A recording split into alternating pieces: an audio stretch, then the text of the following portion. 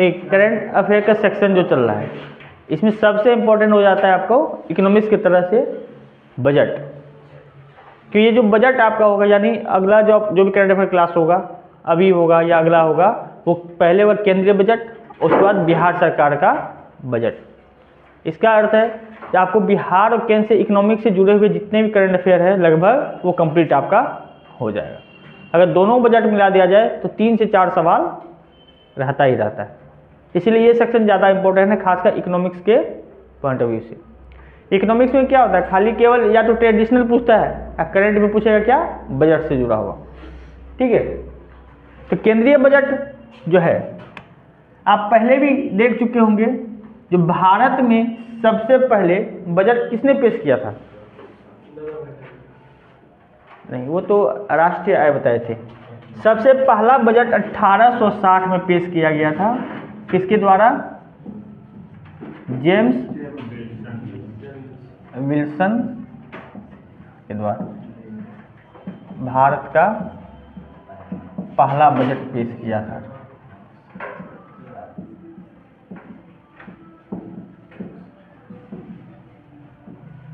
यानी भारत में जो पहली बार बजट पेश हुआ है वो 1860 में, किसके द्वारा? जेम्स विल्सन के द्वारा।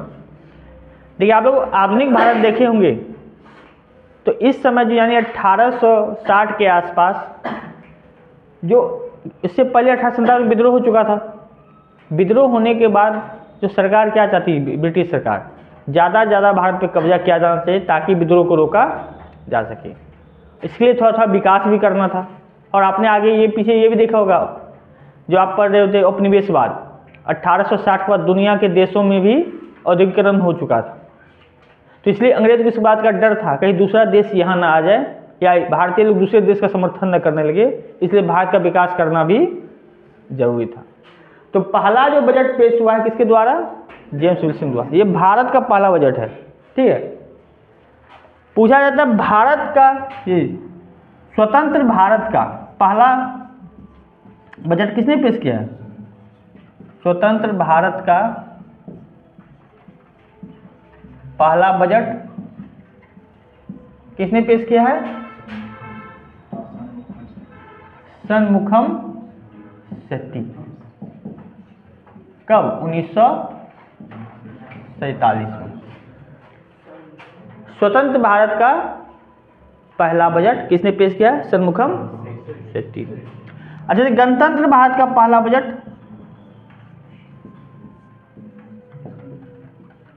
भारत का पहला बजट किसने पेश किया? जॉन मथाई ने। कब? 1950, 151। दोनों में अंतर समझ रहे क्या है? देखिए, जब देश आज़ाद हुआ था तो हमारे यहाँ संविधान तब तक बना नहीं था। तो यानी अंग्रेज तो 1947 में चले गए और संविधान बना कब जा करके? 1950 में। तो 1947 से लेकर 1950 तक जो देश चला तो उसके लिए बजट बनाना आवश्यक था ना। तो वो स्वतंत्र भारत का पहला बजट किसने पेश किया? षणमुखम शेट्टी ने। और जब संविधान लागू हो गया, चुनाव हो गया, ठीक है, और चुनाव होने के बाद जो सरकार बनी तो उसके वित्त मंत्री थे जॉन मथाई। ठीक है, इससे पहले ये कौन सा मंत्री थे? ये थे अंतरिम सरकार के मंत्री थे। ठीक है, क्योंकि पहले वित्त मंत्री थे लियाकत अली, लेकिन जब पाकिस्तान बन गया तो वो पाकिस्तान के प्रधानमंत्री बन गए, तो उनके जगह कौन बने थे? षणमुखम शेट्टी। ठीक है, तो याद रखिएगा, भारत का पहला बजट जेम्स विल्सन ने पेश किया, स्वतंत्र भारत का पहला बजट षणमुखम शेट्टी ने पेश किया, और गणतंत्र भारत का पहला बजट जॉन मथाई। ये तो चलिए ट्रेडिशनल हो गया। अच्छा, बताइए बजट कहते किसे?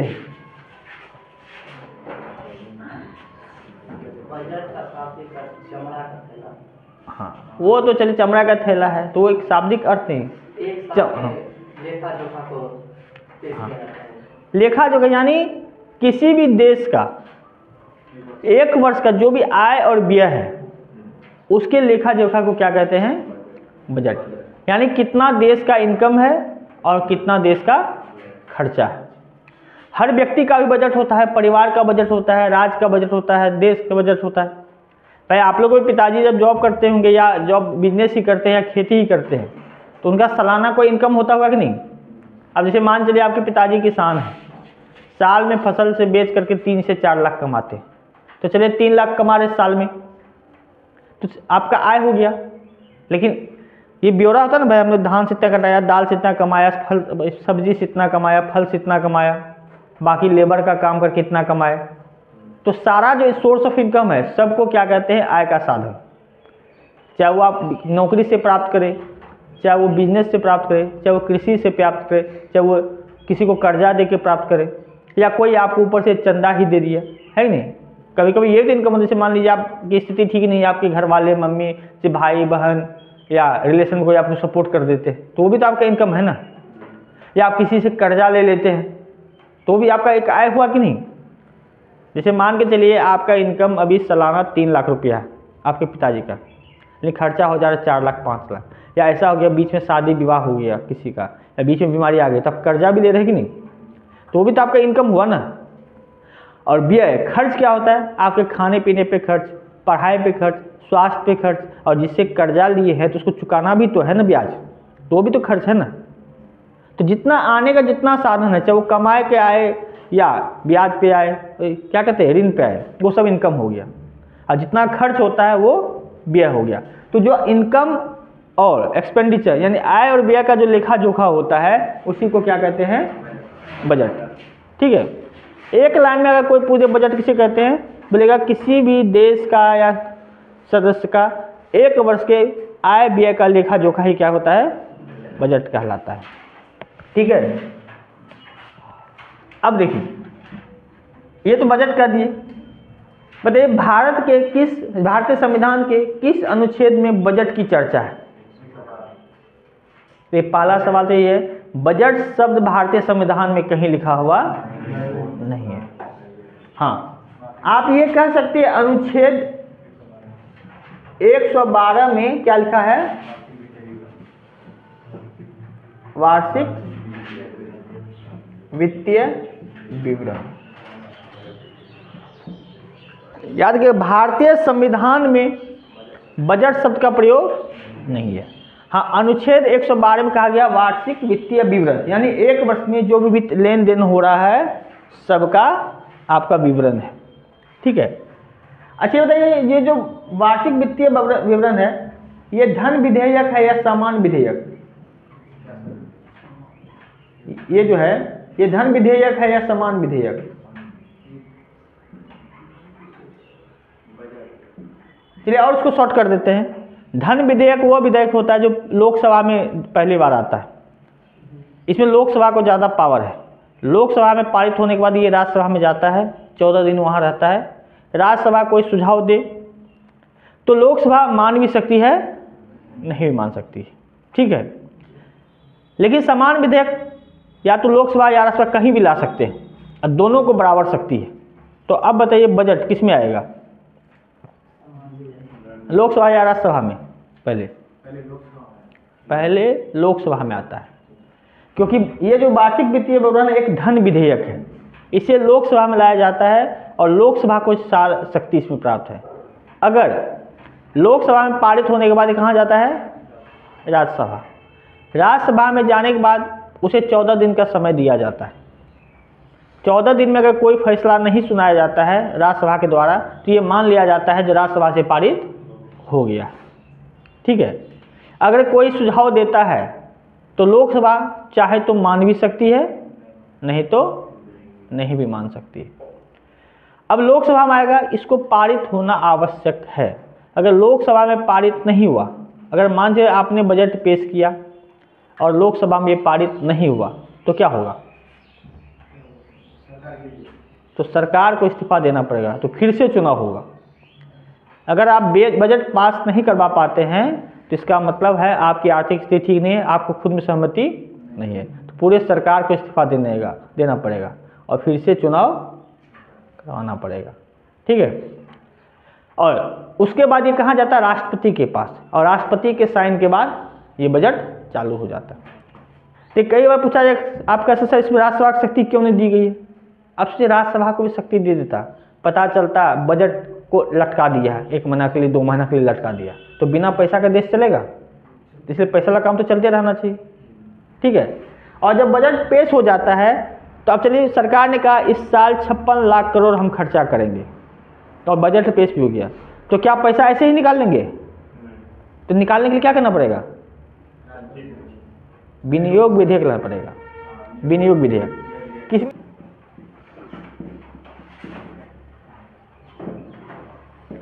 यानी पारित होने के लिए 112 चाहिए और पैसा निकालने के लिए अनुच्छेद 114 होनी चाहिए। ये अच्छा बताइए, तो बजट किस समय पेश हो जाता है, किस तारीख को पेश किया जाता है?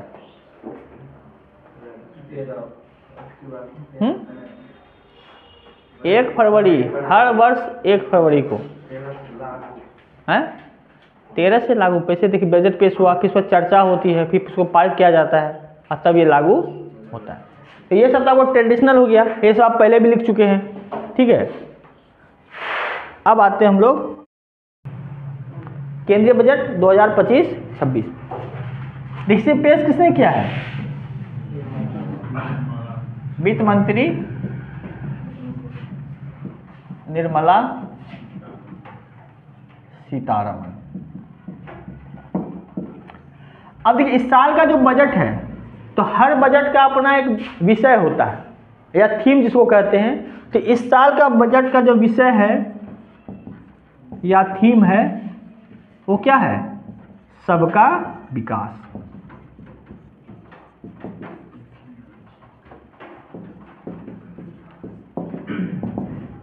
तो कोई भी चीज होता है, जब बैठक हो, आयोजन सम्मेलन हो, तो उसका एक विषय नियुक्त होता है, विषय चुना जाता है ताकि आपको लगे इसका फोकस मेन क्या है। तो इस बार का जो बजट है उसका विषय क्या है? सबका विकास। और इसमें यह भी कहा जो विकसित भारत को अगर विकसित बनाना है, अभी तो हम लोग विकासशील है, विकासशील मतलब क्या? अभी हम लोग बढ़ रहे हैं, लेकिन अभी उस लक्ष्य तक नहीं पहुंचे हैं जिसे हम लोग विकसित कहा जा सके। क्योंकि देखिए हमारे पास अर्थव्यवस्था बहुत बड़ी है, तो गरीबी भी बहुत ज़्यादा है कि नहीं? लोगों के पास ज़मीन है तो किस पास ज़मीन नहीं है। कई लोग स्वास्थ्य की उत्तम सुविधाएं ले रहे हैं तो कोई जो है एक छोटी सी गोली के अभाव में मर जा रहा है। तो हमारे पास दोनों चीज़ चल रहा है ना। कोई यहाँ अमेरिका तक जाकर पढ़ रहा है, किसी को मूलभूत शिक्षा भी नहीं मिल रही है। तो अभी हम लोग क्या है, बढ़ भी रहे हैं और साथ में हम लोगों को घाटा भी है। इसीलिए हमको विकसित करना है। तो इस साल विकसित भारत के 6 पॉइंट पे यानी 6 बिंदु को ध्यान दिया गया है। अगर देश को विकसित करना है तो इन 6 बिंदु को ठीक करना पड़ेगा। तो सबसे पहले क्या है? गरीबी से मुक्ति। भाई याद रखिएगा, सबसे बड़ी बीमारी गरीबी। अभी आपने कहा था ना भाई सर पैसा ही सब कुछ है, ये आज के टाइम में यही सही है। आपके पास पैसा नहीं है तो आप कुछ नहीं है, आपका कोई वैल्यू नहीं है, ठीक है। अब ये सोचेगा हम बहुत से विद्वान है, लोग मेरा इज्जत करता है, हम कभी नशा नहीं किए हैं, हम किसी से लड़ाई झगड़ा नहीं किए हैं, इससे मेरा इज्जत हो जाएगा। इससे कोई इज्जत नहीं होता है। आप पे लोग दया करेगा, अरे लड़का अच्छा है, लेकिन इससे ज़्यादा कुछ नहीं करेगा। तो पहला लाइन गरीब। आप गरीब है तो गरीब होने के कारण क्या होता है? आप पढ़ नहीं पाइएगा, आप स्वास्थ्य आपका सही नहीं रहेगा। और आपको पता है व्यक्ति के पास 2 ही शक्ति है, या तो शारीरिक या मानसिक। पैसा नहीं होगा तो आपको ढंग से भोजन नहीं होगा तो आपका शरीर से कमज़ोर पड़ जाइएगा। हल्की सी बीमारी हो गई तो उसके लिए आपको दिक्कत हो जाएगी। तो जो व्यक्ति का शरीर भी कमज़ोर हो जाए, दिमाग भी कमज़ोर हो जाए, तो क्या आगे चल के कोई रोजगार कर पाएगा? तो सरकार की जिम्मेदारी है जो गरीब है उसे अच्छी शिक्षा दी जाए, सब चीज़ उसे। तो क्या वीडियो रुका भाई? तो गरीबी से मुक्ति दिलाना ये पहला बिंदु है नहीं? उसके बाद 100% जो है स्कूली शिक्षा देना। किस स्तर की? अच्छे स्तर की।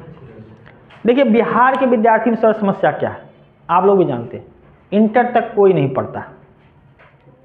अब कल से मैट्रिक परीक्षा शुरू होगा, परसों से सबके गार्जियन चोरी कराने के लिए, सीटिंग कराने के लिए चल जाएंगे।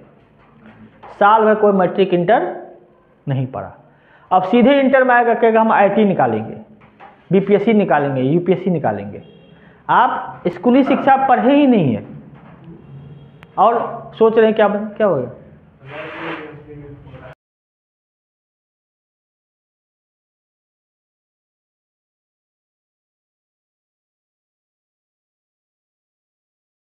ठीक है, तो आप कैसे बन पाइएगा। अभी आप लोगों को, बहुत लोगों को लगता होगा ये विषय हार्ड लगता है, और जो चीज़ हम पढ़ा रहे हैं वो सब समझ लीजिए अंडर मैट्रिक लेवल का है, लेकिन आप लोग पहले नहीं पढ़े। ये तो वही हो गया, आप घर बना रहे, सोचे क्या जो छत बनाएंगे अच्छा डिजाइन अच्छा देंगे, लेकिन आपको बेस दे दिए मिट्टी के गिलावा पे। अगर जाने जिसका बेस, घर का बेस मिट्टी के गिलावा पे हो जाए, क्या उसका छत मजबूत बनेगा? कभी टूट सकता है ना। घर का सबसे मजबूत पक्ष क्या होता है? आधार, बेस। बेस अच्छा होगा तो आप 2 मंजिला 4 मंजिला 5 मंजिला भी बना सकते हैं, यहाँ तक कि 50 मंजिला 100 मंजिला भी बना सकते हैं। तो उसी तरह शिक्षा का बेस क्या होता है? स्कूली शिक्षा। जिस बच्चे का स्कूली शिक्षा अच्छा होगा, अब सोचिए बचपन से आप अच्छे से पढ़ते आ रहे हैं, मैट्रिक भी अच्छे से पढ़े, अपनी ईमानदारी के बल पे लाए हैं नंबर, इंटर भी लाए, तो आपको आगे आसानी होता जाएगा, है कि नहीं। और याद, कोई अगर IAS बनता है, IPS बनता है या स्टेट PCS बनता है, तो वही बनता है ज़्यादातर जो क्लास 1-2 से ही शुरुआत कर दिया। ऐसा नहीं जब ग्रेजुएशन कर लिया तब चल दिया IAS की तैयारी करने के लिए, तब तो बहुत मुश्किल, नामुमकिन है फिर। तो इसलिए कह रहा है स्कूली शिक्षा को बहुत ही करना, वो भी 100% तैयार करना। तीसरा क्या है? स्वास्थ्य सेवाएं, यानी जो भी स्वास्थ्य उसमें बेहतरीन अच्छी होनी चाहिए, सस्ती होनी चाहिए और सर्वसुलभ होनी चाहिए। बेहतरीन करने मतलब क्या है? बहुत, जैसे मान चाहिए सहरसा, इसमें हर सुविधा होनी चाहिए, जैसे कैंसर का इलाज के लिए होना चाहिए, बाकी जो बीमारी का इलाज होना चाहिए। लेकिन सिर्फ बेहतरीन हो जाने से इलाज हो जाएगा? मान लीजिए यहाँ पूरे सहरसा में 50 मल्टी स्पेशलिस्ट हॉस्पिटल खोल दिया जाए जहाँ की हर तरह का इलाज हो, तो कैसे फायदा हो जाएगा सहरसा लोगों को? 50 गरीब लोग, आप 50 लाख का बिल बना दिया तो रह के तब तो दूर से ही देखना हो जाएगा ना। जैसे हम लोग मॉल में जाके करते हैं, दिल्ली के मॉल जाते हैं, क्या करते हैं? मॉल घूम लेते हैं, खरीदते जाके बिग बाजार में या V2 मॉल में घूमिएगा, पूरा यहाँ पे सहरसा में हर दुकान में जाकर घूमिएगा, लेकिन खरीदिएगा कहाँ जाके? V2 मॉल या बिग बाजार में, जहाँ सस्ता होता है। तो बेहतरीन तो होना चाहिए, इतना सस्ता होना चाहिए जो हम खरीद, यानी इतना सस्ता पहुँच सके। पता चला डॉक्टर के पास के बिल बना दे ज़्यादा, तो भी दिक्कत हो गया ना। अब सर्व सुलभ भी होना चाहिए, सबके लिए सुलभ होना चाहिए, सबके पास होना चाहिए। अब पता चलिए बेहतरीन है, पटना में बहुत बड़ा हॉस्पिटल है, सस्ता भी है, लेकिन यहाँ से लोग कैसे वहाँ जाएगा? तो छोटे छोटे जगह पे भी देना चाहिए ना। तो अच्छा भी होना चाहिए, सस्ता भी होना चाहिए और सब तक पहुँच भी होना चाहिए। उसके बाद चौथा पॉइंट क्या है? जो भी कुशल कामगार है उसका भी क्या कहना है? सार्थक रोजगार मिलना चाहिए, यानी उसके कौशल के आधार पर रोजगार मिलना चाहिए। अब पता चला B.Tech कर लिए हैं और आप तार जोड़ रहे हैं, है कि नहीं? तो सबके लिए दिक्कत होता है ना। आप लाखों खराब क्या सोचे, इंजीनियर बनेंगे, ऑफिस में बैठेंगे, सबका काम बटा है। इंजीनियर का काम है जो क्या कहते हैं ना, ऑर्डर देना। फिर जूनियर का काम क्या है? बीच फील्ड में जा कर के ऑर्डर देना। ITI का काम क्या है? चढ़ के जोड़ना तार को। सबका काम बटा हुआ है ना। लेकिन पता चला B.Tech वाला ही छत पोल पे चढ़ के तार जोड़ने लगे, है कि नहीं? बिहार क्या, सब जगह होता है। तो आपको कुशल कामगार से सार्थक रोजगार, यानी आपके क्षमता के अनुसार आपको रोजगार मिलना चाहिए। उसके बाद आर्थिक गतिविधि, जो भी आर्थिक गतिविधि होगा उसमें महिलाओं को प्रतिशत कितनी होनी चाहिए? लेकिन आप ऐसे मत समझिए, जितनी भी महिलाएं हैं उसमें से कम 70% महिलाओं को आर्थिक गतिविधि में लाना है। ऐसा नहीं 100 में है तो 100 में 70 महिलाएं हो जाए। इसका कहने का मतलब है, अगर मान लीजिए 1000 महिलाएं हैं, 100 महिलाएं हैं, तो उसमें से कम 70 महिलाओं को किसी न किसी आर्थिक गतिविधि में जुड़ना चाहिए, चाहे वो नौकरी हो, व्यवसाय हो, बिजनेस हो, कोई भी चीज़ हो, ठीक है। और लास्ट में क्या है, जो सबसे ज़्यादा फोकस किस पे करना है? किसान, क्योंकि इन्होंने हमें क्या है, food basket of the world, यानी पूरे दुनिया का जो है खाद्य का कटोरा, ये कौन बनाता है? किसान। अगर किसान ही कमज़ोर होगा तो उसका उत्पादन भी कमज़ोर हो जाएगा ना। उत्पादन कमज़ोर होगा तो आप सोचिए, कोई IAS है, IPS है, आर्मी है, बैंक मैनेजर है, क्या बिना किसान के सब टिकेगा? भाई उसको खाना पड़ेगा ना, खाने के लिए तो अनाज चाहिए, और ये अनाज कौन उपजाएगा? किसान। जब आप प्राचीन काल में भी देखे होंगे, जो पहले कृषि का विकास हुआ, और जब कृषि का अधिशेष होने लगा, अधिशेष मतलब खाने पीने के बाद भी बचने लगा, तब दूसरा व्यवसाय करने लगा ना, ताकि और विकास हो। तो विकसित भारत को विकसित बनाना है तो इन 6 बिंदुओं को शामिल करना है। तो आपसे सवाल पूछा जाएगा, विकसित भारत के लिए कितने बिंदुओं को शामिल किया? कितने बिंदु है? 6। और ये 6 बिंदु में आपको नाम 4 ऑप्शन दे देगा, एक नहीं देगा, इसमें से कौन नहीं है या कौन है।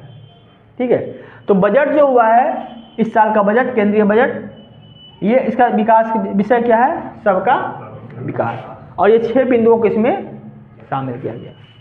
और केंद्रीय बजट में इस बार विकास के लिए 4 इंजन का जिक्र किया गया है। विकास का इंजन, विकास का कितने इंजन का जिक्र किया गया है? 4। और वो 4 कौन कौन सा है? कृषि, सूक्ष्म लघु एवं मध्यम उद्योग, यानी इसको आप शॉर्ट करते हैं MSME, निवेश और निर्यात। यानी पूरा बजट इसी 4 पे फोकस किया गया है। इस पे विकास यानी विकास करने के लिए, देखिए एक इंजन तो समझ रहे हैं।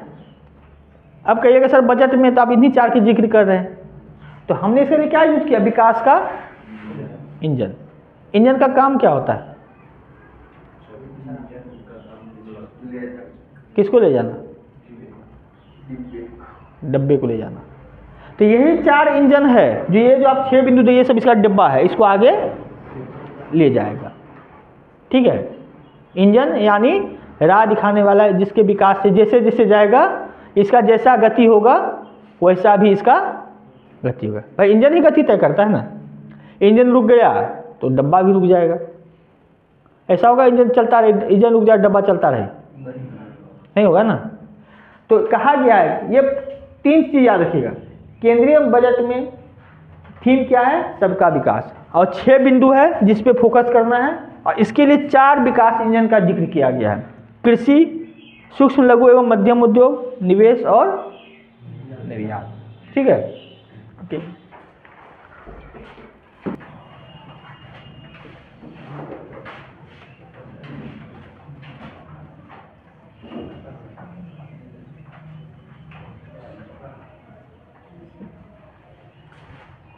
यानी देखिए है क्या, इंजन कहने मतलब जो आगे स्पीड बढ़ाता है या आगे ले जाता है।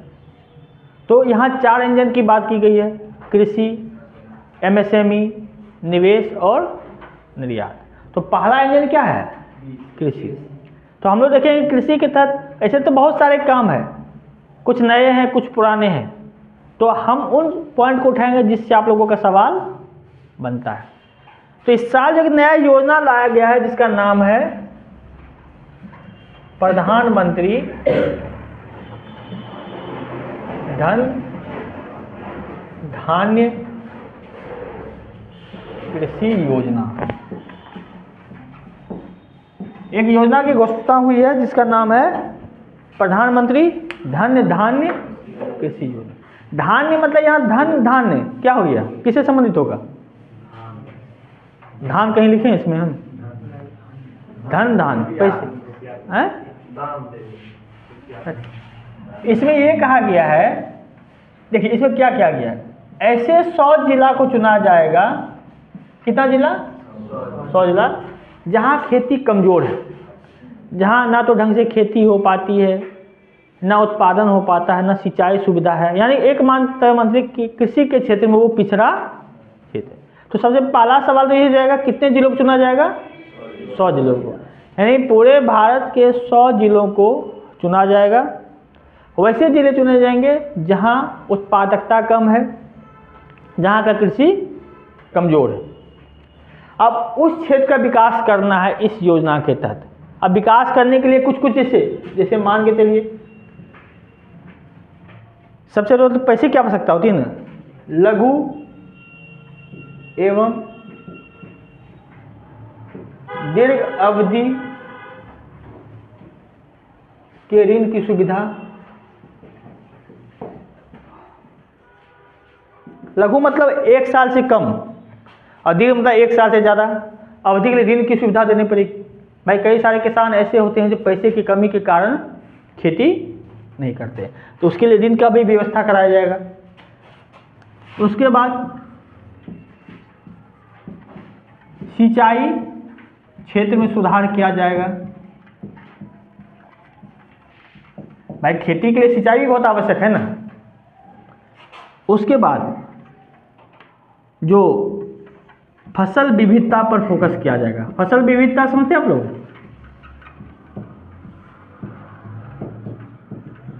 किसे कहते हैं फसल विविधता? अच्छा, आप लोग कौन कौन यहाँ खेती करते हैं या खेती के बारे में जानते हैं? अच्छा बताइए, साल में आप कितना फसल उपजाते हैं एक खेत से? कितना प्रकार का फसल? कोई 2 प्रकार, कोई 3 प्रकार, तो उसे कहते हैं फसल विविधता। यानी आप ही के खेत में कई प्रकार के फसल बोए जाते हैं, तो इसमें ज़्यादा से ज़्यादा वैरायटी यूज किया जाएगा, ताकि जैसे मान लीजिए धान का समय तो आप धान उपजा दीजिए, गेहूँ समय तो गेहूँ उपजा दीजिए, है कि नहीं। जब खाली रहेगा तो कोई उसमें दूसरा फसल उपजा लीजिए, तो इसको कहते हैं फसल विविधता। तो इस पर फोकस करना पड़ेगा। फिर सतत कृषि प्रक्रिया को अपनाना पड़ेगा,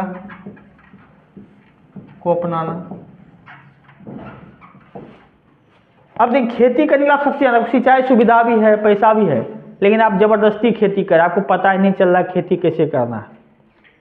ऐसा हुआ कभी पानी भर दिए या कभी पानी कम कर दिए, पता चला आपको बोना चाहिए सॉरी जनवरी में, तो आप बो रहे हैं फरवरी में, है कि नहीं। पता चलना यहाँ कम पानी वाला फसल होना चाहिए, आप ज़्यादा पानी वाला फसल लगा दिए, तो इससे भी फसल बर्बाद होता है ना। इसलिए सतत प्रक्रिया, यानी जो फसल जो मिट्टी है, जो प्रक्रिया सही ढंग से करने पर बल दिया जाए। इसके लिए क्या होगा, किसानों को शिक्षित किया जाएगा, जो आपके मिट्टी किस लेवल का है, क्या होना चाहिए। अब इसके बाद अब मान लीजिए फसल हो गया, तो आप देखे होंगे फसल होने के बाद बहुत सारा फसल बर्बाद हो जाता है। क्यों? क्योंकि किसान के पास रखने के लिए जगह नहीं होता है, कोई खेत में ही छोड़ देता है। आप सोचिए, आप किसान हैं, आप बहुत सारा अन्न उपजा लिए, इतना अन्न हो गया जो आपका भंडार खत्म हो गया, कोठी द्वार सब भर गया, तब क्या करते हैं, रोड के किनारे या द्वार पर रख देते हैं और उसको पल्ली से ढक देते हैं। अब ऐसी स्थिति में कहीं बारिश आ जाए, कहीं चूहा आ जाए, है कि नहीं, या कोई चोरी कर ले, तो भंडारण में होना आवश्यक है कि नहीं। तो इसलिए कहा गया है जो ये जो 100 जिला जाएगा, प्रखंड एवं पंचायत स्तर पर भंडारण की सुविधा देना है। तो आप इस तरह मान के चलिए, एक खेती के विकास से जितना भी आवश्यकता होगा सब इसमें किया जाएगा। कितने जिलों में? 100 जिलों में।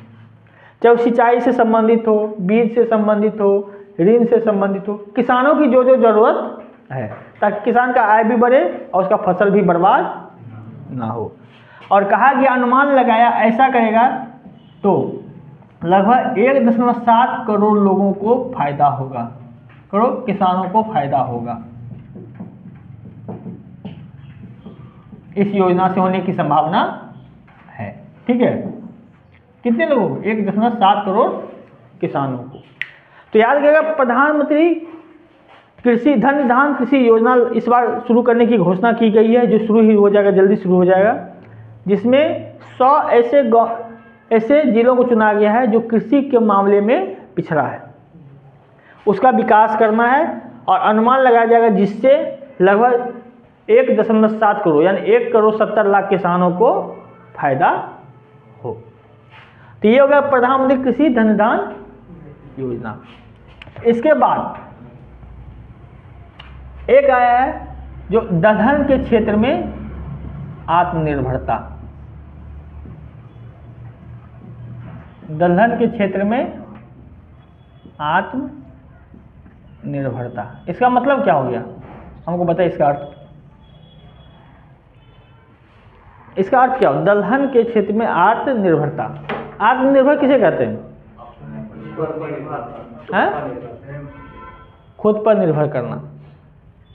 जैसे मान के चलिए ये कहा जा रहा है हम दलहन में इतना विकास कर लेंगे जो हम दलहन को खरीदेंगे नहीं, बेचेंगे।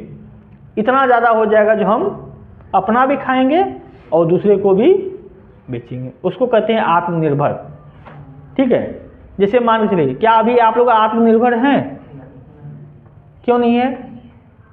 क्यों? क्योंकि आप अपने पिताजी पे डिपेंड हैं, उस पे आश्रित है।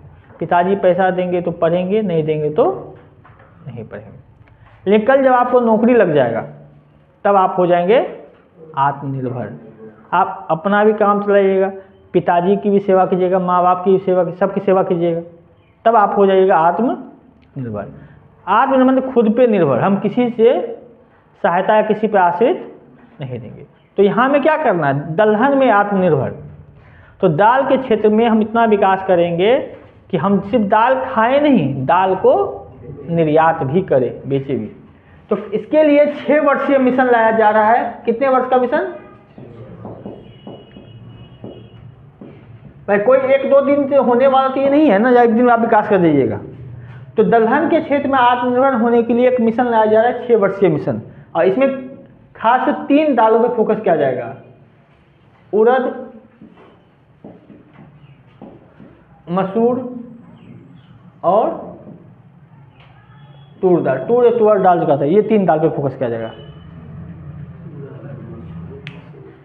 तुअर दाल, ये 3 दाल पे फोकस किया जाएगा। तुअर दाल नहीं खाएं? अरे तुअर दाल को क्या तो नाम कहते हैं यहाँ पे, वो जो हर क्या कहते हैं, गुलाबी टाइप का जो होता है, उसको कौन सा दाल कहते हैं आप लोग?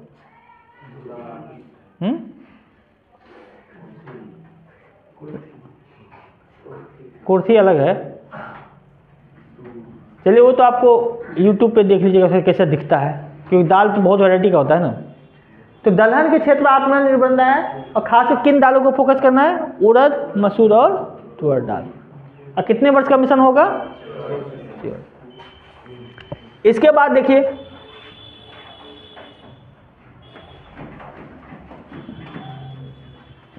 कपास विकास मिशन।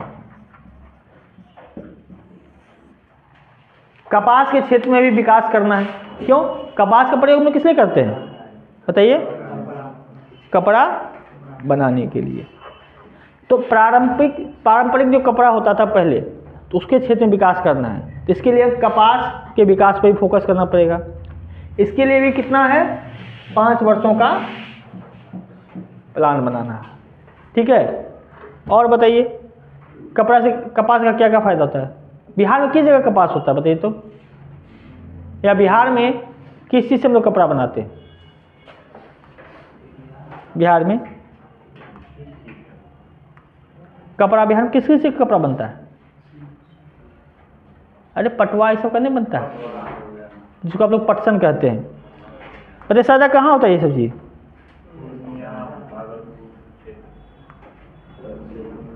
पूर्णिया और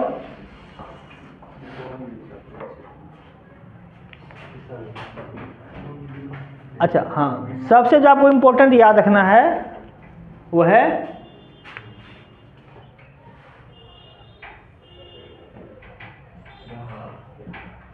बिहार में मखाना बोर्ड बनाया जाएगा।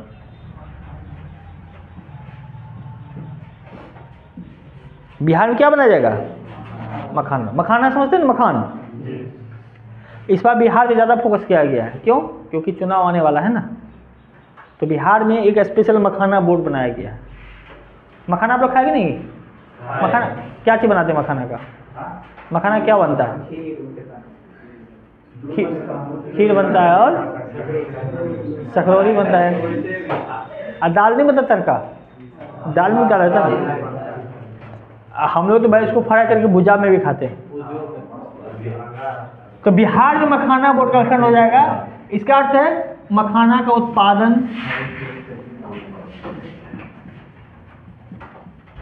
प्रसंस्करण, फिर उसका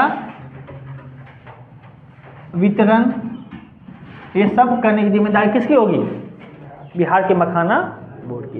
यानी कैसे उत्पादन करना है, प्रसंस्करण मतलब क्या हो गया, जो उसको जो आप उत्पादन कर लिए हैं उसको बचा सुरक्षित भी तो रखना है ना।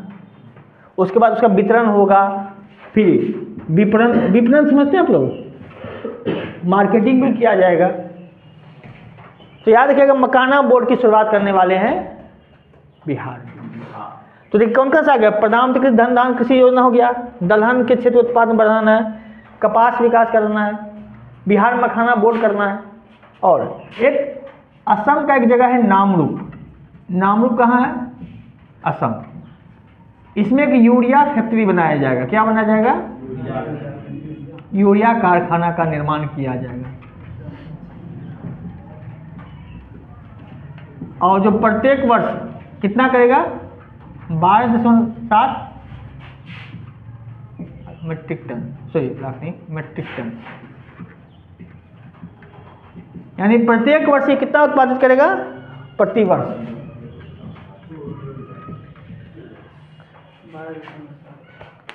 Metric ton.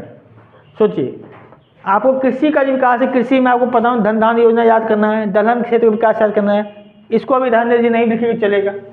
बिहार में मखाना बोर्ड की स्थापना की जाएगी। और नामरूप असम में क्या होगा? यूरिया कारखाना खोला जाएगा जहाँ की यूरिया का निर्माण होगा।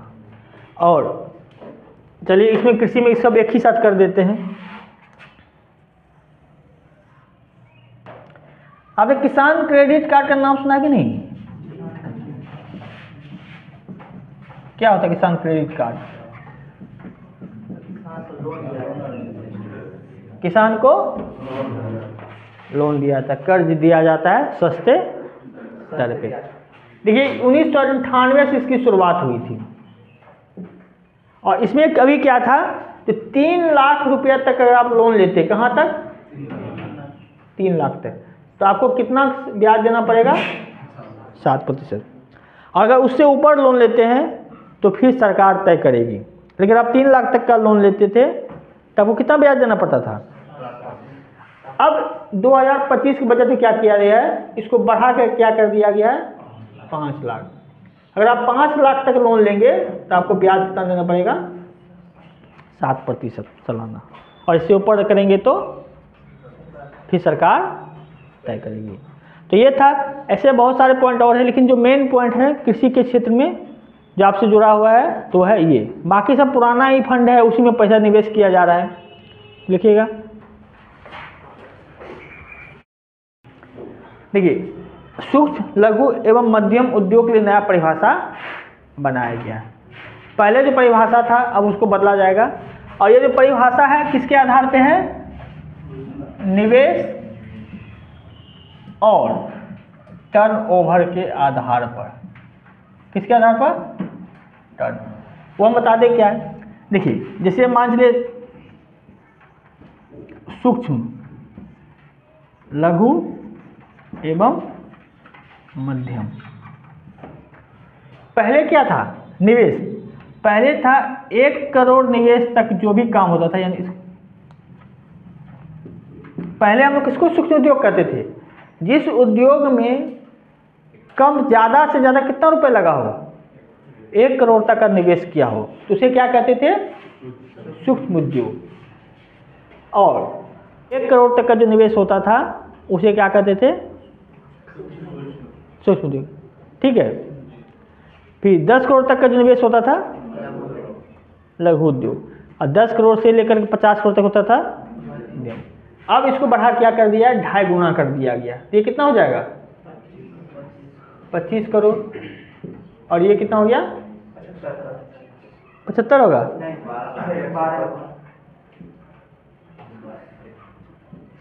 यही हुआ ना? यही 125 करोड़। 125 करोड़। यानी अगर आप इतना तक निवेश करते हैं तो यह क्या कहलाता है? सूक्ष्म उद्योग इतना तक होगा। अब नया यानी 2025-26 के बजट के बाद अब जो होगा ये सिस्टम हो गया है। जो 2.5 करोड़ तक निवेश करते हैं तो क्या हो गया, सूक्ष्म उद्योग, और 2.5 करोड़ से लेकर के 10-25 करोड़ तक लघु उद्योग, और उसके बाद ये तो निवेश के आधार पे, और अगर टर्नओवर के आधार पर करते थे तो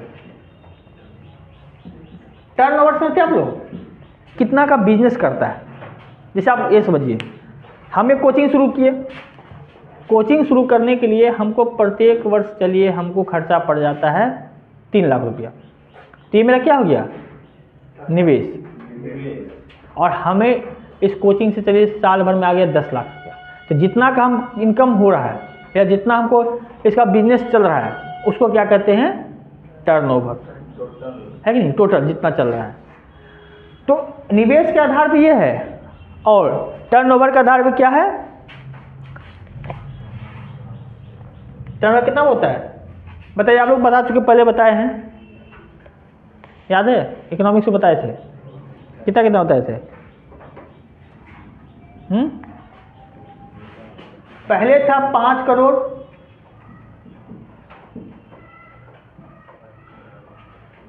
$50 करोड़ और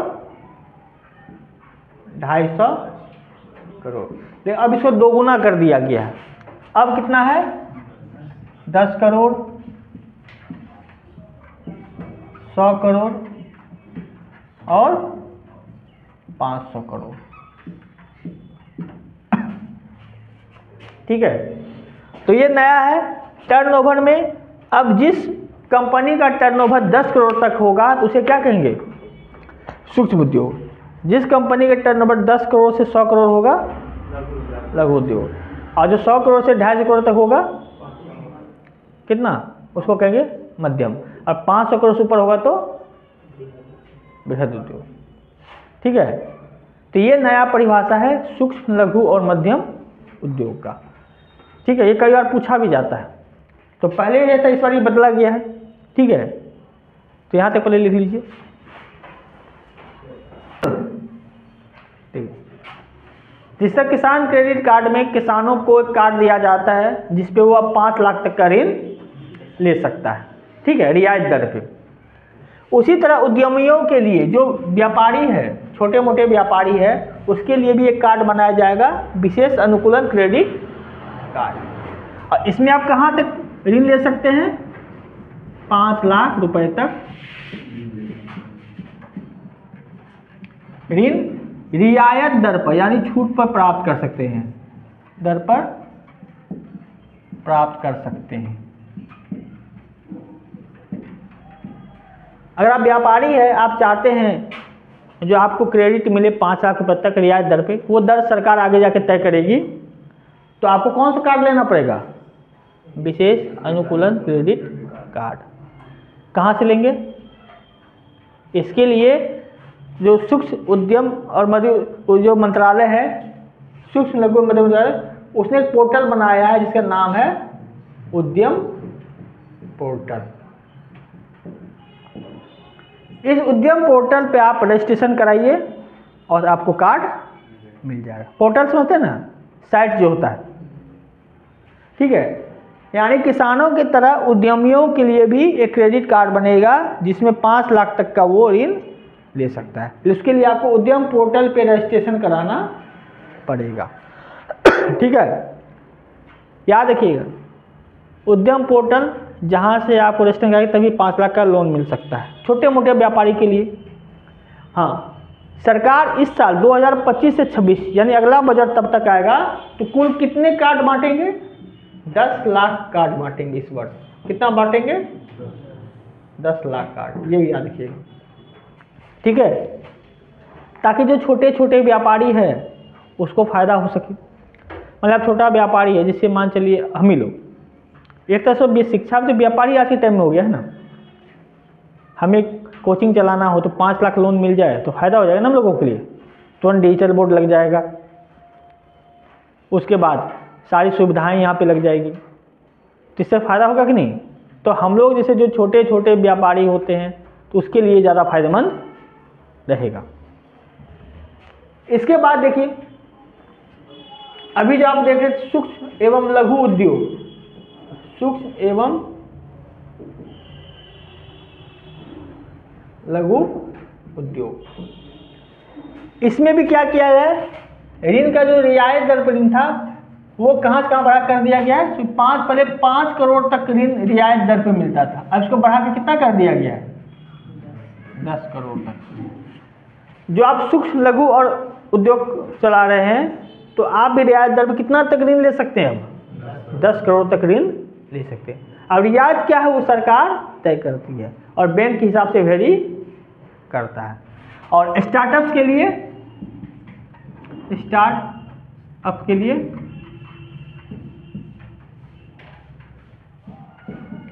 कि भी ऋण की सुविधा कितना कर दिया है, 10 करोड़ से बढ़ाकर कितना कर दिया गया है, 20 करोड़। 10 करोड़ से बढ़ाकर 20 करोड़ तक का ऋण ले सकता है। स्टार्टअप्स किसे कहते हैं, शुरुआत करने वाला। देखिए दो तरह का व्यापारी होता है, एक हम पहली बार बिजनेस शुरू कर रहे हैं तो हो गया स्टार्टअप, स्टार्ट कर रहे हैं। एक हम पहले से बिजनेस कर रहे हैं अब उसमें निवेश कर रहे हैं तो उसको स्टार्टअप नहीं कहते हैं। और सरकार चाहती है ज़्यादा से ज़्यादा स्टार्टअप आए ताकि देश का फायदा हो। इससे देखिए फायदा क्या होता है, सरकार के पास नौकरी की कमी है, जनसंख्या बढ़ रहा है, तो सरकार चाहती है कि लोग व्यवसाय शुरू करें और उसमें लोगों को रोजगार दे ताकि लोग सिर्फ सरकारी नौकरी पर डिपेंड ना रहे। जैसे उदाहरण से कोचिंग को देख लीजिए, अब कोचिंग का स्टार्टअप, कोचिंग का बिजनेस शुरू कर रहे हैं तो हमको कई स्टाफ भी चाहिए, अकाउंटेंट चाहिए, जब कोचिंग बड़ा हो जाता है तो अकाउंटेंट चाहिए, कंटेंट राइटर चाहिए, फिर प्रचार करने वाला, पोस्टर चिपकाने वाला चाहिए, है कि नहीं, फिर ऑफिस का देखभाल करने वाला चाहिए, साफ सफाई करने वाला देखने वाला होना चाहिए।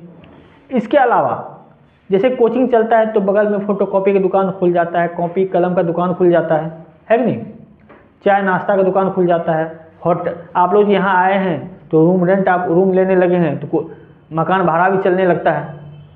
तो कहीं पर कितने तरह की नौकरी हो गया। उसी तरह जैसे मान ली कोई बिजनेस, डॉक्टर हो गया, बगल में बगल में क्या हो गया, जांच केंद्र हो जाता है, नाश्ता का हो जाता है, जूस का दुकान खुल जाता है। तो ये सब क्या है, एक स्टार्टअप करेंगे तो इससे कई लोगों को नौकरी मिल जाएगा। सरकारी नाम ले तो कम से कम निजी नौकरी तो मिल ही जाता है ना। तो सरकार ये इस उपाय में है जो लोग इस मन रहे खाली इनको सरकारी नौकरी ही करना है। आप अपना व्यवसाय भी कीजिए, अगर आप सक्षम है तो आप व्यवसाय करते हैं तो आप एक नहीं कई लोगों को नौकरी दे सकते हैं, तो आपका इमेज भी बढ़ता है ना। आप अगर 5 घर के लोगों को घर चला रहे हैं और नौकरी कीजिएगा तो उसका अपना अलग नौकरी का भी फायदा है, बिजनेस का भी फायदा है। आप कहीं चले जाते बिजनेस में कितने लोगों को नौकरी होता है, करते कि नहीं। तो इसलिए स्टार्टअप को फोकस दिया जाता है ताकि आप इंटरेस्ट जगे। आपको पता है सरकार हमें ऋण देगी, वो भी कम दर पर ऋण देगी तो हम यूज कर देते हैं। तो स्टार्टअप के लिए कितना दिया गया, 10 करोड़ से लेकर के 20 करोड़ तक का ऋण मिलेगा। पहले 10 करोड़ था, बढ़ा कितना कर दिया गया, 20 करोड़। इसके बाद जो भी अनुसूचित जाति जनजाति या महिलाएं हैं इसके लिए भी व्यवस्था की गई है। अगले 5 वर्षों में 2 करोड़ तक का ऋण दिया जाएगा, है कि नहीं, हर को अगर आप बिजनेस करना चाहते हैं तो 5 वर्षों में 2 करोड़ तक ऋण उपलब्ध कराएगी। ठीक है, ताकि हमने क्या किया, सबका विकास। तो महिलाओं को भी अगर मान लो लालच दिया जब महिलाएं को भी ऋण मिलेगा सस्ते दर पर, गाँव देहात की महिला भी आगे आएगी, है कि नहीं, SC ST को भी मिलेगा ऋण। तो ये सब क्या है, लोगों को विकास करने के लिए सरकार जो है उद्योग का विकास कर रही है, क्या कि लोग सरकारी नौकरी पर निर्भरता को दूर रखें। हम लोग बिहार में क्या सब सरकारी नौकरी के पीछे भागते हैं, है कि नहीं, और उस चक्कर में हम लोग का कब एज निकल जाता है पता ही नहीं चलता है। आप दूसरी जगह जाकर देखिए, जो हम लोग का एज है, जो आप लोग का एज, इस एज में लोग नौकरी करना शुरू कर देता है, कमाना शुरू कर देता है। लेकिन बिहार में क्या है, इंटर पास किए तो पहले IIT नीट जब वो भगा दिया तो ग्रेजुएशन करके B.Ed करके मास्टर या पुलिस। किसी में सुनने आया है जो कोई बिजनेस करना चाहता है, क्यों, क्योंकि हम लोग सब सरकारी नौकरी, जो हम लोग का माहौल ऐसा बना दिया गया, सरकारी नौकरी का इतना महत्व कर दिया गया, लोग उसको बहुत ज़्यादा मानता है। जगह, देखिए जगह तो सब, आप कौन सा, आपके पास पैसा है तो आप उद्योग कोई भी स्टार्ट कर सकते हैं, उद्योग का कोई कमी थोड़ा है।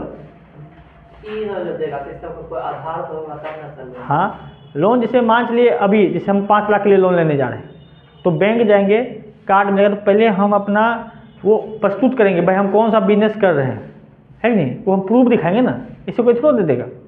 अभी जैसे मुद्रा योजना चल रहा है लोन और के लिए, तो आपको पहले ये बताना पड़ता है कि हम कौन सा व्यापार कर रहे हैं, उसका प्रूफ देना पड़ता है, तब जाकर आपको लोन मिलता है। ऐसे नहीं खाली नाम पे आप ले लिए, आप उद्योग खोले हुए तो आपको प्रमाण देना पड़ेगा कि हम उद्योग चला रहे हैं, है कि नहीं। अब ऐसे नहीं गए सर उद्योग चला दीजिए 5 लाख लोन, अब उस लोन से दे जाकर के हम द्वार बना दिए, घर बना दिए, बाथरूम बना दिए, ऐसा थोड़ा होता है। आपको पूरा वो प्रोजेक्ट बताना पड़ेगा, तब लोन आपको मिलेगा, ऐसे लोन नहीं मिलेगा, ठीक है। इसके अलावा जो बिहार में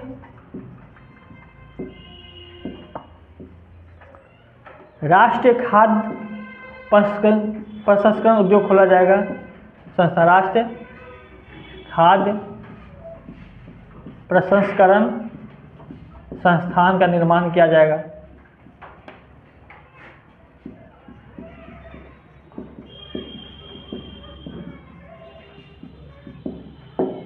ठीक है, बिहार तो फोकस में है इस बार। फिर खिलौनों का के क्षेत्र में भी, खिलौनों के क्षेत्र में विकास करना है। ये छोटे छोटे उद्योग में ज़्यादा फोकस किया गया ताकि लोगों को रोजगार मिले। तो सरकार का मुख्य उद्देश्य है लोगों को रोजगार दिलाना। अब सोचिए, जो आज हम खिलौना, चाइनीज खिलौना लेते हैं, ये सब अपना भारतीय मेक इन इंडिया बनेगा, भारत बनेगा, खिलौना बनेगा, तो कितने लोग उस पर काम पे लगेंगे, है कि नहीं। तो सरकार का मूल उद्देश्य क्या है, लोगों को रोजगार देना। हम बार बार कह रहे हैं, आप अगर भविष्य में नौकरी हो तो अच्छी बात है, ना हो तो फिर भी आपको डरना नहीं है। इसलिए पढ़ाई पे फोकस करने से क्या फायदा था, पढ़ेंगे तो नौकरी ना, आपको बहुत तरह का बिजनेस है जिसमें लोग कमा सकता है। बिजनेस में भी लोग करोड़पति बनते हैं, ज़्यादातर तो उसी के करोड़पति होते हैं ना। सरकारी वाला तो अब जब तक भ्रष्टाचार नहीं तब तक करोड़पति बन नहीं सकते। इसके बाद जो है फुटवियर एवं चमड़ा उद्योग पे फोकस करना है, पर बल। फुटवियर से यहाँ जूता चप्पल ये सब बनता है। अब इसमें क्या है, इसमें इतना विकास करना है, इसमें कितने लाख लोगों को नौकरी देना है, 22 लाख लोगों को नौकरी, लोगों को रोजगार प्राप्त कराना है। इसके बाद जो है इसमें 4 लाख करोड़ का टर्नओवर होता है। इन्हें सालाना कितना का व्यापार होता है, जूता चप्पल की फैक्ट्री से 4 लाख करोड़ का सालाना, और निर्यात कितने का, 1.1 लाख करोड़ का निर्यात।